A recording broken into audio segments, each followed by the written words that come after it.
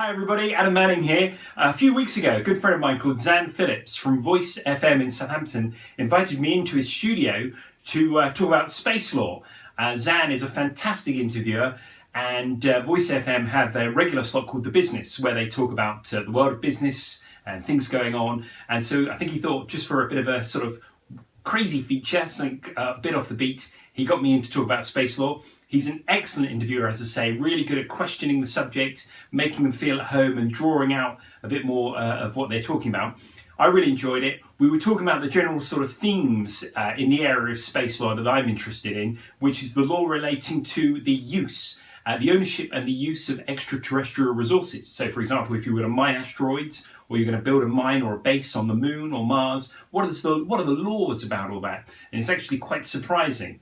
It's a fascinating subject. So the following is just really the audio, because of course it was a radio interview, and Xan's kindly sent me the audio file for it. I've added some pictures just to add a bit of visual interest, but the pictures don't really relate particularly to the audio. So do sit back and have a listen and enjoy. Thank you.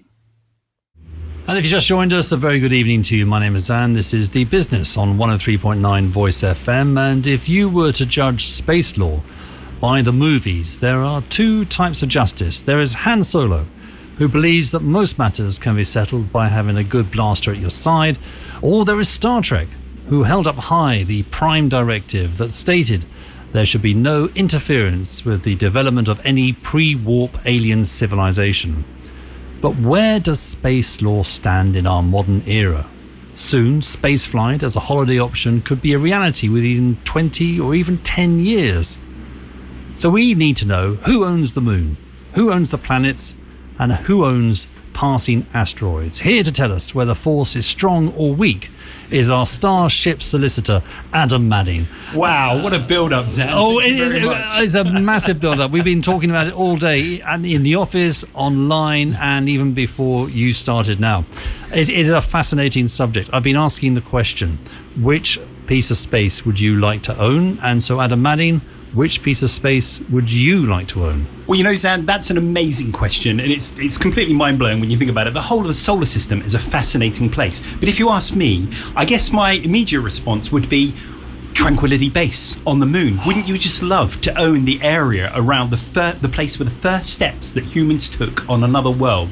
Yes, I would. Wouldn't that be amazing? Or, you know, there's 6 places on the moon, because of course there were missions up to Apollo 17 that landed on the moon. Any of them, just to own those, that would be fantastic. Not only historical, but if I might put a more mercenary spin on things as well, of course you've got the tourism rights, you know, when people start treading around up there, they're going to want to watch where Neil Armstrong and Buzz Aldrin took their steps. So that would be my first answer, I think. The other thing I would say as well, thinking about it, Pluto. I love the heart shape on Pluto. You've seen the pictures from the probe looking at Pluto for the first time ever, and there's that beautiful heart shape on the surface of Pluto. To own that, I mean, you think about it, that's the far edge of the solar system, and there's a heart shape looking back at us. And that's just wonderful. But if I get a bit more cosmic and wow, I think I'd like to own a black hole. Because then you'd be able to work out what on earth, well, not on Earth, obviously, what in the galaxy are they about? You know, no one really, they're amazing things. You know, that might be the ultimate fate of the universe, is that everything ends up in a black hole. So to own one of them would be an amazing thing. And there's one called Cygnus X1 that, you know, if you happen to know an interstellar real estate agent or anything, you know, Cygnus X1 might be the one that I'm interested in. What I love about you, Adam, is you're full of knowledge, and this knowledge comes out, and I can just sit back and listen. I mean, there's so much you just mentioned there that I would like to talk about. First off, is this heart shape on Pluto? I have not heard about this, and I thought do a Google search Pluto. I might do that while you're chatting. But I think that'd be a little bit rude, right? But you've mentioned it. I'm interested. It's a big love heart on Pluto. Amazing. We must put that on Facebook as soon as we can. And also Tranquility Base, which is a fantastic name. Yeah. So much better than done roaming, isn't it? Yeah, smart, you know, smart fixer-upper, one previous owner, or two previous owners. Yeah, Number 6, absolutely. Tranquility Base. That's why on earth, once again, sorry, I didn't mean to say that, but Why did you get into this? You're a solicitor normally, Yes. litigation mainly between landlords, tenants, things like All that. sorts of different types of litigation, that's Yes. right. I can't say that, sadly, space is something that I deal with professionally, although in due course, I very much hope that I will have a client who comes in, sits down in front of me and says, Mr. Manning, is it legal? Can I legally own an acre of land on the moon? And I have to sit there, rub my chin thoughtfully, as we solicitors tend to do, and say, well, it's a bit of a grey area. Now, ladies and gentlemen, what I ought to point out is that some of your listeners might be alarmed now that a solicitor has cracked a joke and thinking that's a portent of doom. But that's actually a joke lent to me by a good friend of mine called Nigel Williams. I think that's from brilliant. A company called Afforder Print. So That is very well done, Nigel. Thank you very much for that. Yes, that's brilliant. That is absolutely brilliant. So no, to get back to your silver point, lining to every story. Yeah, But yeah, exactly. yes, Thank you. Yeah. No. What would your answer be, though? That's what we want to know. If that happened, if someone sat down and said, well, this is the $1 million question, really. This is where I would earn my fee. The simple answer is no, it's not. It's not legal to own any area on the moon, on Mars. It's not illegal to own any of the asteroids or any of the other planets. It's space law, one of the fundamentals of space law. It's Article 2 of the Outer Space Treaty from 1967, says no nation can own any part of any other world or any part of space beyond the Earth. So you can't own the moon, for example.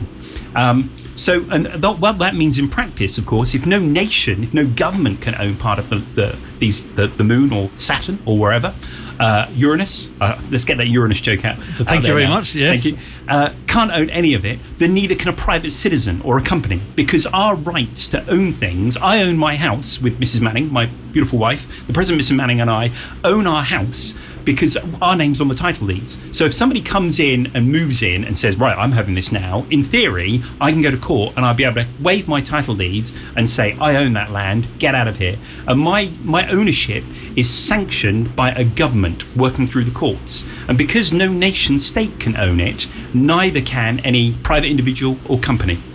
So it's a bit of a shocker, a bit of a barrier if your intent, as undoubtedly you are, of opening up a branch of Voice FM on the moon, for example, or on Mars. When Elon Musk sets up his Mars city, you will undoubtedly want to be shipped out there and work in a nice office like this one, very balmy and calm and cool, out on Mars. Well, sadly, Elon won't be able to own the land that he bases the city on. So if he can't own the land, yeah. That doesn't mean he can't do anything there. No, absolutely. The space law, it wants to encourage people to explore, and I use the word explore really to mean things like the Apollo moon mission, where nobody's really staying in the long term. Space law has in mind scientific missions. If you think of the model for space law is very much like the model that we have for Antarctica. And in fact, the one predates the other. So laws about Antarctica came in the late 50s, and laws about space came in the late 60s. And the models are very similar. With Antarctica, the laws are very much that Antarctica must be maintained as a pristine wilderness. And you can't have any weapons of mass destruction. You can't have any military bases in Antarctica. You can't have any commercial exploitation. You can't have any of that dreadful, horrible, yucky business of actually trying to make money from being there, for example. And that model has really been taken over to space. And the image is, the context of space is very much seen in space law as a pristine wilderness that has to be preserved. And that's a wonderful thing in lots of ways. We don't, how dreadful would it be to look up in the morning and see the moon and great big golden arches from McDonald's up carved in the side of the moon, you see, or Kentucky Fried Chicken, their logo, or maybe Rocket Tech, your logo from a company like that, for example, or GC from my law firm, Gurney Champion, engraved on the moon. That, I think people would be a bit annoyed if that happened and stopped the beautiful moon, because the moon has been exactly the same through all the time that people have existed. If you think about it, all the time that there have been people, and before then, the moon has looked exactly the same. And that's one of the reasons why it's so valuable, why the space law wants to preserve it, because of its cultural significance. But when you look further and you think of people like Elon Musk and Jeff Bezos, the owner of Amazon, he wants to build bases on the moon. What they have in mind is that really, does that work the whole way through? Should all of it be preserved in that pristine nature?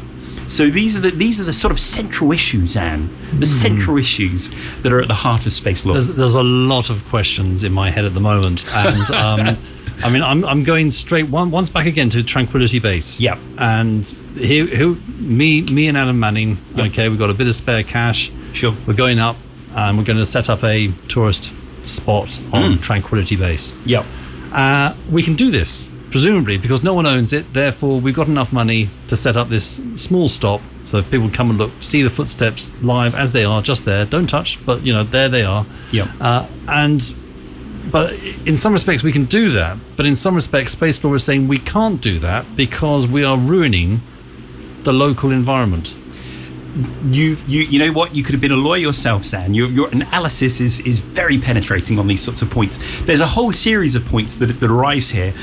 Firstly, you're absolutely right. There's nothing really directly stopping us landing in Tranquility Base or next to it, for example. Nobody can directly, legally stop us from doing that. We can land there if we want. The Americans certainly don't own the area, including Tranquility Base on the moon, where Neil and Buzz were.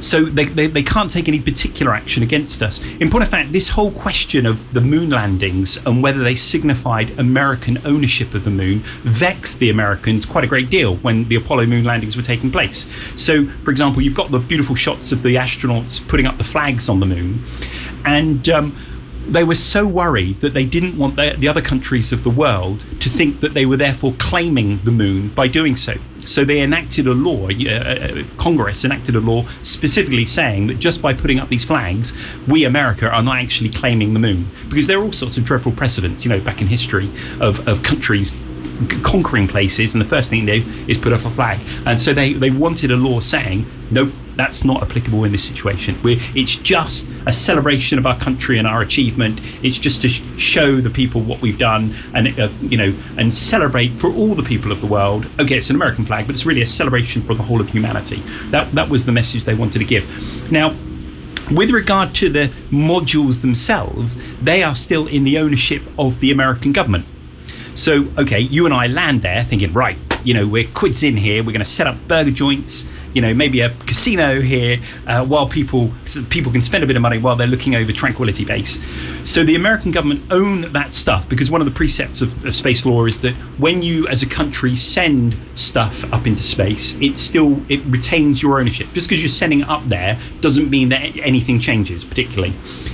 So bits of the International Space Station, for example, are still owned by the countries that originally launched them.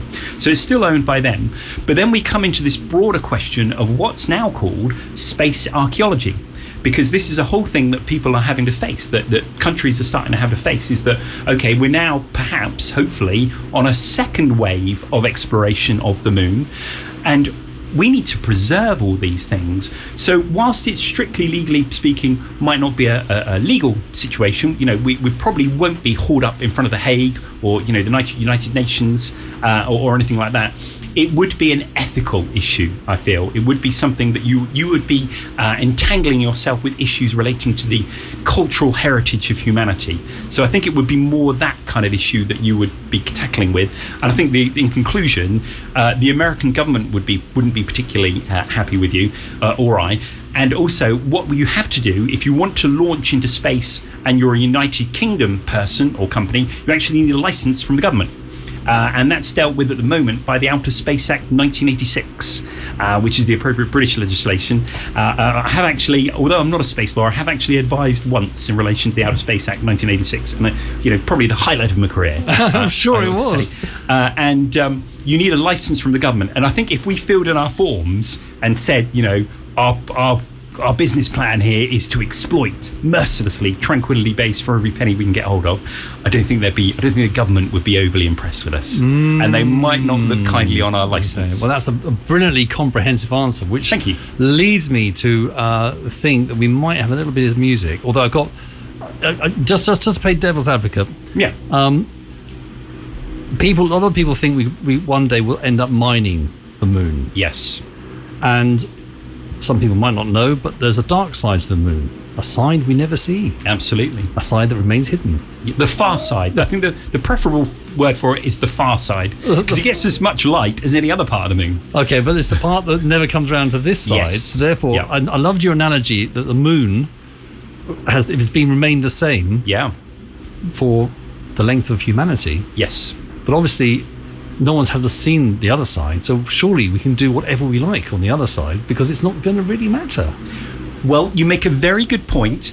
I've given all sorts of talks on space law, and when I explain these principles, which perhaps we can get onto in a minute, people who want to exploit space, for example, mine the moon or mine asteroids, or in some cases completely reduce an asteroid down to its smolten minerals, for example, to exploit, they get very upset when I have to explain that space law, as I say, is very much taking the approach that space resources, the moon, Titan, Europa, Jupiter, all these other wonderful places, are really almost like pristine wildernesses.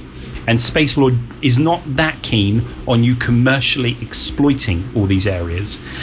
There is scope for that happening. What was supposed to happen, there's another piece of legislation called the Moon Agreement from 1979, and these are all pieces of legislation that come from the United Nations. So there's a very grand part of the United Nations called the United Nations Office for Operations in Outer Space, which sounds very Thunderbirds. It sounds brilliant. And the Moon Agreement is very much about trying to organise this. And when the Moon Agreement came into effect, one of the things that was supposed to happen was there's supposed to be an international regime that governed how countries and in turn commercial operations like the one we're proposing were supposed to operate and exploit all these things.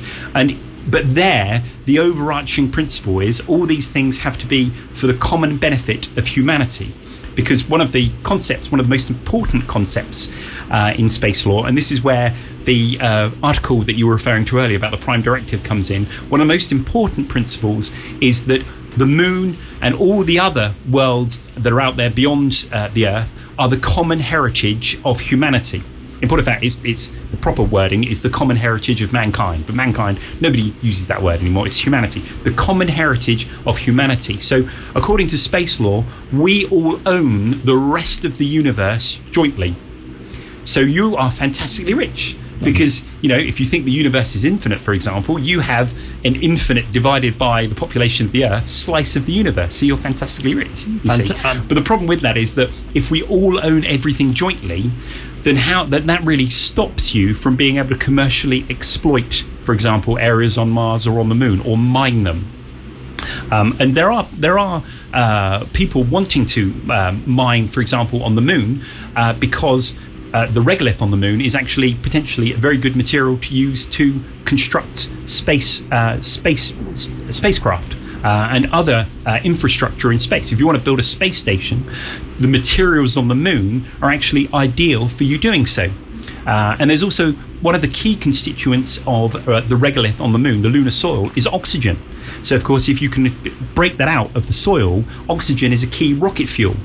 So the moon, it's almost as if the moon is set up to be the most fantastic stepping stone for a sentient race of beings that want to explore the rest of the universe. And it's right there. It's the nearest planetary body to us. And we've already been there. Yes, but we can't do anything with it then. That's the problem. Yes. Space law gets up to the point of saying this is the principle, but we want the regime that's governed by the United Nations to deal with this. So if you want to exploit the moon, as long as you respect the environment and you're not carving out golden arches, for example, on the moon, as long as you're not going that far, fair enough. But then again, if you do those sorts of reparations, they've got to be for the benefit of all of humanity. It can't just be to make lots of money. If you want to make lots of money, the money has got to be used for the benefit of humanity. So space law gets to that point. It comes up with all these principles of how this should happen, but then it stops because it's not developed since that period of the sort of late 70s where all these things were issues for the first time following the moon landings. But it's these things becoming much more into focus now when you've got people who've seen Richard Branson, with his spaceships, for example, when you've got people who seem to be on the cusp of making these things happen. So all these issues are coming to the fore and they are being scrutinized by lots of governments. So, for example, the American government is very into studying all these things and seeing if the laws can be changed to promote the use of space resources. So it's an extremely exciting time for space law. That sounds wonderful. We're going to talk more about the principles. You want to talk about the principles of space law? Yep. Prime directive, we can talk about that. Of Star Trek. We're going to touch on that a little bit, and also play some themed music as well. Our first track is going to be Rocket Man, I think. And with what you've been saying, I think some of these lyrics will strike a chord with the listener. Wasn't that great? Does that take you into space? The thought of traveling a long time to the moon and back? Maybe. Well, we're playing these tracks because they are chosen by Adam Manning, who is our guest for this hour, talking about space law. And Adam, you're so knowledgeable about this. It is amazing. You obviously love it, but I don't know why you're into it yet. So why has space law attracted you so much? Well, I've always been interested in space. Like a lot of people, that goes back to growing up and learning about the Apollo moon landings, space shuttle, all those sorts of things. What I'm really excited about in space is some studies that were done in the 1970s by a very famous space scientist called Gerard O'Neill, Dr. Gerard O'Neill. And his whole approach was, a lot of people are fixed on the idea if we go into space, it's got to be a base on the moon or on Mars. But he looked into it with his colleagues and his students, and they decided that actually probably the best way for humans to live in space wasn't on a planet, because all the planets are very dangerous. The moon's got no air. It's got a very low gravity field. Mars is very cold, very dry. It might be easier to create great big space habitats to live in. And these are cylindrical or spherical shaped. They're like huge space stations, and they're really small space habitats compared to, for example, the International Space Station. And he worked on some studies at Stanford University in the mid-70s, where he was projecting space habitats with 10,000 people living on them, 100,000, up to 1 million people living on them. And he worked out through a lot of very scientifically sanctioned and clear studies that this was the way forward for humans spreading into space. And that was something I rediscovered when I was learning more about space as I became interested in. And it was something that really fired my imagination, because it seemed to me that this was the way forward. You know, it's interesting to walk on the moon, it's interesting to walk on Mars, but these space habitats were the way forward. And I feel my personal values come down to the fact that the human race has a wonderful opportunity to spread life from the Earth out into space. Because, of course, if we spread life beyond the Earth, it's not just going to be us. We're going to take everything with us, all the things that we need, all the plants, all the animals that we need. So it's an opportunity through us, the human race, to spread life from the Earth out into space. And I find that idea really exciting. That's the thing that really motivates me. And it's something that means that the human race, instead of being a plague or a virus on the Earth, like we, sometimes hear about it, and that we're a curse, this sort of thing. No, actually, we're an extraordinary possible benefit to life on the Earth. Because if we make this happen, life will then spread from the Earth and no longer be just restricted to this one planet and what happens here. We could be the instruments of bringing the rest of the universe alive. Now, I'm getting really cosmic, but you asked me. I did. I know that's the kind of answer I was hoping for. I really was. But at the same time, once again, more questions are popping up if into I can my just head. carry on, you asked me specifically about space law. Yes. Now, the studies that Dr. O'Neill created with his colleagues are very famous from the 1970s. And I'm a member of an organisation called the British Interplanetary Society, which is a very long-established space advocacy organisation based in London. And important members, people like Patrick Moore and Arthur C. Clarke. And one of their study projects is looking at these space habitats and revisiting the engineering aspects and thinking, okay, that was all done in the 1970s. If we were going to approach all this now, how would we go about it? How have things moved on? Materials and science, they've all moved on since the 1970s. Computers are, I've got more power in my smartphone here than the most powerful supercomputer when I was growing up. That's an astonishing thing. I'm just carrying it around, just throwing it on the table here. Computers are amazing compared to what we had in the 70s. So we're looking again at those studies to see what would happen now.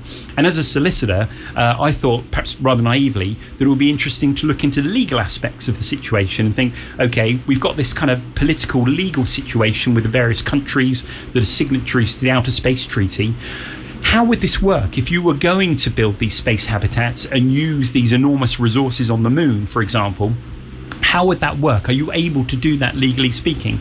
Dr. O'Neill's plans call upon a lot of resources from the moon, the soil on the moon, being used to construct these huge habitats in space, either in Earth orbit or going out into long-range orbit, deeper into space.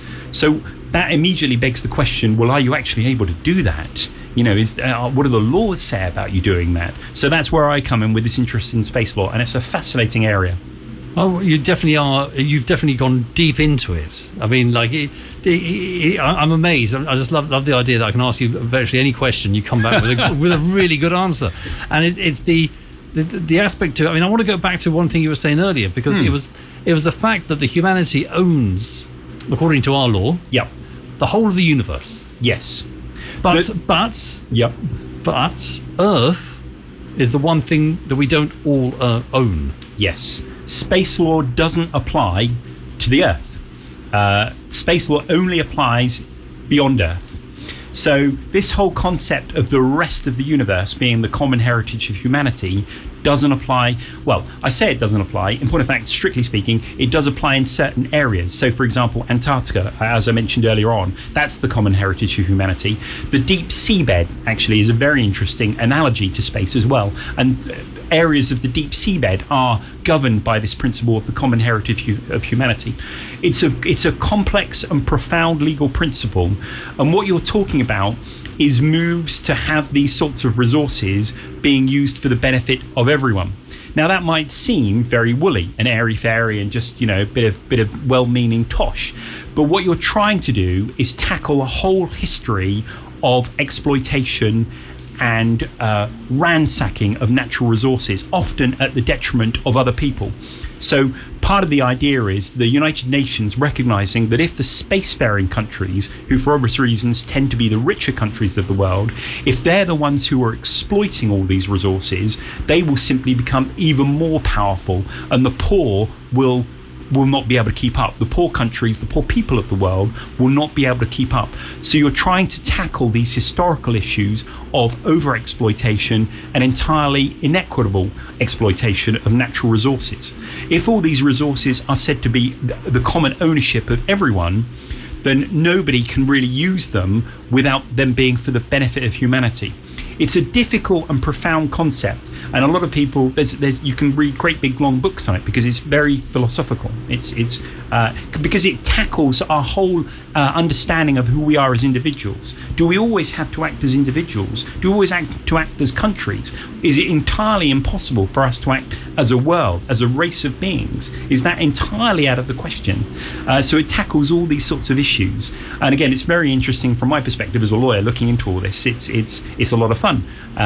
But what it does do is, at the moment, space law is it's an unfinished legal regime because it has all these wonderful principles, and it was supposed to, in accordance with the Moon Agreement, set up a regime to govern how in practice all these things would be dealt with, so that if you wanted to set up a mine or a base or a city on Mars, for example, you could do so, but your actions in doing so would be regulated by this regime. But that in itself has lots of problems, because the sort of simplest model would be, for example, everything is governed by the United Nations, and the United Nations decides if you're able to build a city or build a mine on the moon, for example. But that presupposes that the United Nations is therefore the landlord of the rest of the solar system, for example. So you have to wonder, is President Trump or President Putin, people like those sort of leaders, are they really going to be, if the sort of spreading out into space, if the wider, more substantial spreading out into space of the human race happens, are leaders like Trump and Putin, are they going to be happy with the United Nations having suddenly become so powerful that they can govern all these things? So there's lots of issues to tackle in relation to it all. But it seems that when they set this law in motion, that they just looked at humanity and thought, right, we've got to draw a line under this exploitation. We've got to stop humanity spreading this potential, I don't know, dis-ease, if you like to call it that, rather than a disease. But it's and therefore stop exploitation. Yep. And realizing it happens here, and then there's going to be no more situation like America where the Native Americans were totally wiped out, Buffalo were wiped out, as an example. Yep. Of course, we're not talking about wiping out. There's no Martians to wipe out in this sort of scenario. So it's not quite the same as America, but the same sort of principle still applies. You know, carry on. But does space law account for the possibility of life elsewhere? Not directly. What it does say is that in the Moon Agreement, for example, it says that if you make scientific discoveries of an extraordinary or phenomenal nature, which the discovery of life, for example, would be, then you have to report that to the United Nations, to the Office for Outer Space Affairs, and say what you've discovered. And they then have the opportunity to set up a scientific reserve. And again, we're back to the sort of Antarctica model, a scientific reserve that puts that whole area aside. So, for example, if you found fossils on Mars, as seemed that they had done at one point, or if you found bacteria, for example, on Europa, or primitive life forms on Titan, for example, then the idea would be that you are able to set up a scientific reserve around that to preserve it. So that's the nearest that the space law gets to that sort of thing. Fascinating. Now, a lot of this came from the 60s and 70s. Yes. And one brilliant thing that came from that era was, of course, Star Trek. Yep, absolutely. I grew up with Star Trek. I love Star Trek. I think almost every version of Star Trek I enjoyed, apart from one, which I don't know if you'd like to guess which one it was. Don't know. Tell me. Enterprise. Oh, right. Okay. I'm sorry, but I didn't get that. But within Star Trek, it is all bound together by the Prime Directive. Yes. As a lawyer, how does the Prime Directive stand up in the modern era? It's fascinating. I've written a whole paper on this particular point because it's so interesting. How big is a paper? Sorry, roughly. 6 pages or so? 6 pages, that's it. Is that what I have? Half of what I have in my hand? Well okay. done, Xan. Thank you very much. So, sometimes when someone says, I wrote a paper about it, and you sort of go, oh, it must have been like thousands and thousands of words and taken in years. Okay, so I a think paper actually 2,000 words or so. 2,000 words, yeah. But it's referenced as well, isn't it? And that's the main reason. The Prime Directive is, without doubt, the key legal concept in Star Trek. But what's interesting from my perspective in studying space law is that it's similar thematically to the concept of the common heritage of humanity. The Prime Directive, just to remind your listener here, is the idea that the crew of the Starship Enterprise, when they go out exploring space, they're not allowed to interfere in the cultures that they meet. And they can be punished if they do. So it's the key legal concept, and it's very serious in Star Trek terms. And it's wonderful how it's used to set up drama and tension with plots and so forth. And there's that fantastic episode in the first series where they land on a planet that's ruled by Nazis, because a Star Trek a historian from a previous mission has landed on an alien planet and decided, right, as an experiment, I'm just going to run this place like Nazi Germany and just see what happens. And by the time the Enterprise crew get there, it's completely monstrous, as you might imagine. So that's an example of the Prime Directive going wildly wrong. The similarity between that and the common heritage principle is this idea of an enlightened approach to the rest of the universe, and thinking this is not necessarily stuff that we immediately have to buy up and convert into burger joints or into casinos or whatever. Not that I'm decrying casinos. I've been to a few casinos in my time.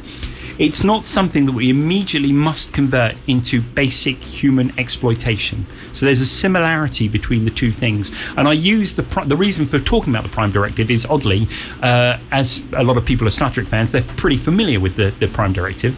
And as legal principles go, and the way it works in Star Trek episodes, it's actually got lots of wrinkles, and it's almost like a law in itself, because it's so clear from the way it's set out in the episodes. But it's similar. It's a good way to think about the common heritage principle. Because a lot of people, when I give talks about space law in this sort of field, instinctively want to react by saying, well, this is just nonsense.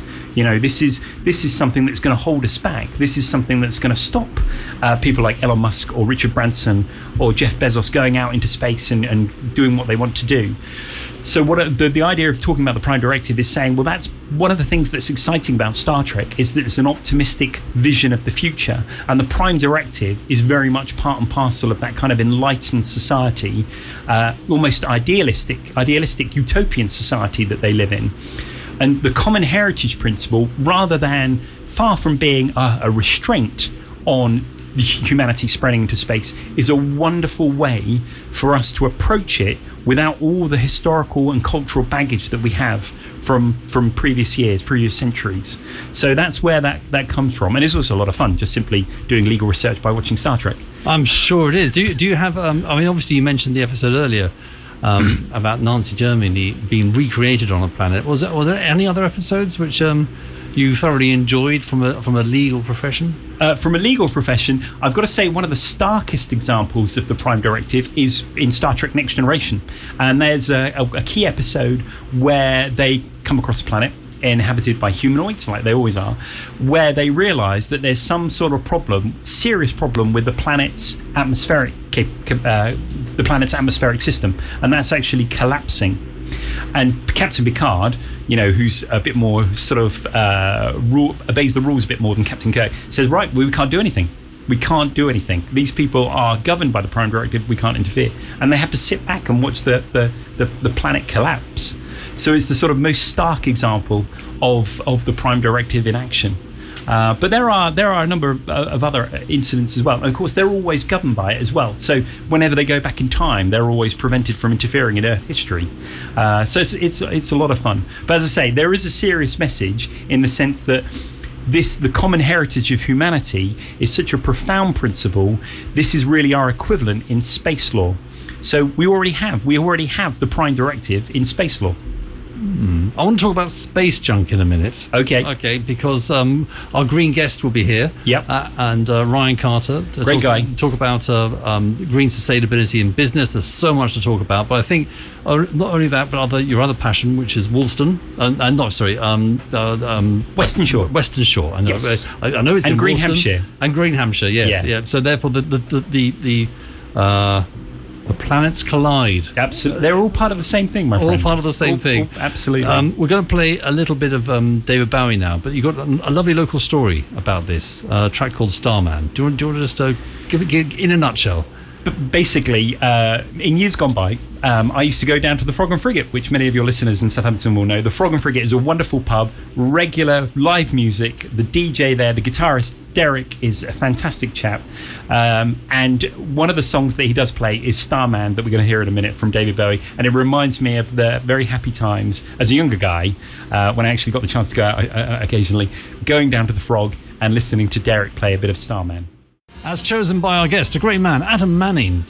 He is a solicitor, and as you might have heard over the last 45 minutes or so, can talk the hind legs of a donkey about space law. And here to join us in the studio is also Ryan Carter. Ryan, a very good evening to you. How are you? Good evening. I'm good, thanks. How are you both? We are very good, thank you very much. Yes, rather warm. It is rather warm, but luckily I have shorts on. But Adam, bless him, full suit, tie and shirt. I feel really cool. He's a dapper man. He really is. Ryan's here to talk about green sustainability after 8 o'clock. But I've introduced him to the conversation for two reasons. One, we want to talk a little bit about space junk. And two, green issues, because Adam has set up Green Hampshire and also Friends of Western Shore. Yes. And so every month you go onto Western Shore and you pick up litter. Not every month. We're not quite as fanatic as that, but on a regular basis, absolutely. What I ought to mention, if I can just get a little plug in, we've got a BioBlitz on Western Shore on the 12th of August, Saturday the 12th of August, all day long, and that's been organised by some friends of ours from the Hampshire and Isle of Wight Wildlife Trust. People are very welcome to come along, and we're going to be looking at all the different plants, animals that grow on Western Shore. So if you want to come down and join in, you will be very welcome.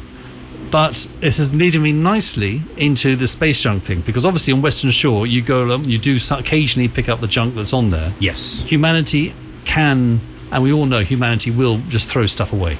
Yes. There must be a similar problem. There is a similar problem in space. From a legal point of view, surely those people who put it there should be responsible for tidying it up. It's a huge problem, and it has the potential to make human access to space impossible, because you could eventually get to the point where there's so much debris that it's simply not safe to pass through it to go anywhere else. From a legal perspective, again, Xan, you are spot on, my friend. It's as if you've done a PhD without telling me. If you, as a country, send an object up into space, you maintain your ownership and your responsibility. That's the key concept here, responsibility for it. So if you've launched it, you're responsible for it. So if it causes damage, you as a country are still responsible for it. And there was a very dramatic example of that some years ago. And this really brings us into the issue of space war, which sounds terribly exciting. The Chinese government decided, in their best judgment, to crash an old satellite that they had up there into another one. And they were trying to suggest that it was really, it was almost like a physics experiment. They were just seeing what happens if you do this sort of thing. But everybody knew that the writing on the wall here was that they were demonstrating they had the capacity, if they really wanted to knock out other countries' satellites. And the amount of debris that incident caused was huge. And it's happening all the time. The International Space Station, for example, has to be adjusted every once in a while if they suddenly realise that there's a bolt or a spanner that is spinning out of control near them, because things going at that speed, the speed that they're up in space in those sorts of orbits, are huge. So a nut or a bolt it would be like a bullet going through the International Space Station. So it's extremely dangerous, and there's initiatives that are set up to track all of this and to try and ameliorate the problem. But mitigating it is going to be extremely difficult. And Ryan, you must be, as usual, shaking your head at humanity's ability to wreck whatever it finds. I mean, space truly junk. a feat, isn't it? It is, yes, it is. We are brilliant at it. You might not have heard earlier, but there's actually been a space law invented to stop us doing this in the rest of the universe. But does space junk come into your realm? Well, it doesn't quite affect that much on Earth just yet. But obviously, as with anything as big as the Earth, quite a lot of this stuff will eventually end up back where it started. And so obviously there is the potential that we're throwing stuff up into space that could actually come back. I mean, say for example, 50 years ago we were building things like asbestos. Seemed like a really good idea. It's fireproof. Suddenly, if you start getting this giant ball of asbestos landing somewhere, there could be a problem. I'm not saying we have built space stuff out of asbestos. I'm not really an expert there, but Adam might know. Well, I can imagine some parts of old spaceships would have had asbestos. I'm not only imagining here, but I don't know. Maybe it was just too heavy.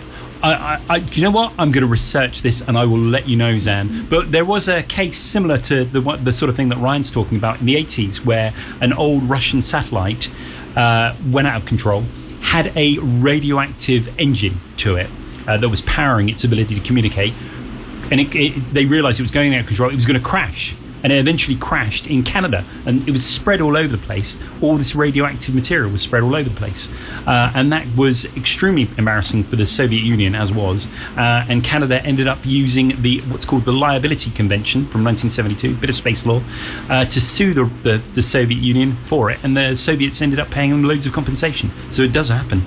But that's why we should be, and I said this in the first opening now, Elon Musk is going to get a lot of mentions, and it was something that you posted, or maybe it was you, Ryan, who posted, but his reusable rockets. Yes. And that is a brilliant thing to have. Yes. Well, reusable everything's definitely a plus. I mean, this whole sort of one-use society is a real problem. We buy loads of stuff we don't need, and then we just throw it away. It's got to go somewhere. Mm-hmm. But these reusable rockets, very exciting. I mean, I don't know if you've seen them landing, but it's just a remarkable piece of engineering. The legs come out just about before it lands. It lands as a giant rocket, and it stays upright. Considering it's come from outer space, and it's hit that particular spot, it's brilliant. It is extraordinary. It really is. We mentioned Thunderbirds earlier, but it's that sort of level of extraordinary engineering feat. Do have a look, if you like that sort of thing, do have a look at Blue Origin and their rocket, because the Blue Origin rocket from Jeff Bezos, the guy who owns Amazon, his spaceship is perhaps more substantial than the SpaceX one. That really does look advanced, and it's a lot thicker. And so when that lands, that's even more impressive, I would suggest. So I must send you a link for that. No, I'd love to see that. I mean, having said that, we talked about Pluto earlier having a heart shape on it, and I have seen the heart shape. It's amazing. And we posted a picture of that on Twitter. So if you're following us on Twitter, the Pluto heart shape is there for you to enjoy. Also stuck a link to the NASA page and a little something else. There's a Twitter handle for you, young man, Project Ion. Adam. So just in case someone looks at it and thinks, what is Project Ion? What do you got going on there? At I've had to shorten it because, of course, somebody had Project Ion before me. Yeah. And so it's shortened to the @ PROJION. And that's basically lots of links for articles on space. So it's really a resource for news and views on the sort of things that we've been talking about space settlement, exploration of space, companies, new space. New space is the concept of these new companies coming forward who want to go out there and make things happen. So it's a very exciting time as a space fan. And Proj Ion Twitter is all about spreading that sort of information and letting people know what's going on. So say you won a competition on board one of the first flights into space, would you take it? Absolutely. And Ryan, would you take it? I'd love to. Yeah. I personally think, as you guys mentioned earlier about these ideas that you can kind of take a planet or a space in space and you can kind of use it as a settlement or a habitat or something like that. I'd just love to go up there and kind of look and just see these empty spaces where you could actually do this. Because like we just said, it is new space. It's places we haven't been before. And I'd rather that our footprint going forward was a green one rather than carbon footprint. Well, it's a very interesting, and it came actually because I'm not vegetarian, pescatarian, whatever it is. I eat a bit of fish. But you were talking about us taking our humanity into space, and these cylinders, these spaceships, 10,000 people, a million people. Yep. And taking our animals, yes, which presumably we would eat. Or have as companions. Yep. But I'm presuming maybe we might eat them, because I was thinking, if an alien species came to us, okay, and there were 10,000 of them, and within there they had these animals that they bred to eat, would we look at them as savages, or would we think of them, they're just like us? Well, that takes you into very complex ethical areas. You're reminding me of War of the Worlds. I don't know if you've read the second. Stephen Baxter, science fiction writer, has created a sequel to the original War of the Worlds, and that looks at all those sorts of issues, because we humans become essentially the food for the Martians. The thing about that, though, is that if we were to encounter a civilization that was capable of coming here, the likelihood, according to the scientific research that's been done on it, is that they would actually be millions or billions of years more advanced than us. So concepts such as what they would eat, probably a bit invalid, really. That would be way down the evolutionary chain from them. They wouldn't be really thinking in those terms. Right. Okay. Lovely. That's brilliant. We're going to end our space talk just there, but then we're going to introduce Ryan to the conversation as far as green issues go. Adam, it's been a pleasure having you on the show. Thank you once again. It's been really entertaining. I have learned a lot. And the last thing we're going to play is once again some more David Bowie, because he was the alien through and through. Yeah. He is our spaceman. But this is Chris Hadfield's version. And who was Chris Hadfield? Chris Hadfield was the commander of the International Space Station. Mm-hmm. And he is a Canadian astronaut. Oh, I thought he was British. No, you're thinking Tim Peake, my friend. Tim Peake, of course. Chris Hadfield, Canadian as you can get. Maybe studied at Portsmouth, Tim Peake. Yes, he did. Yeah, he's a local boy. I want to put Tim Peake's version on, but this is Chris Hadfield's version of Space Oddity, recorded on board the International Space Station. That's right. And Adam, thank you very much for coming in. It's a pleasure. Hi everybody, Adam here again. So I hope you enjoyed that. It's lots of fun, and big thanks to Xan Philips and everybody at Voice FM for inviting me on and allowing me to talk about subjects I'm really passionate about. Thanks then, bye-bye.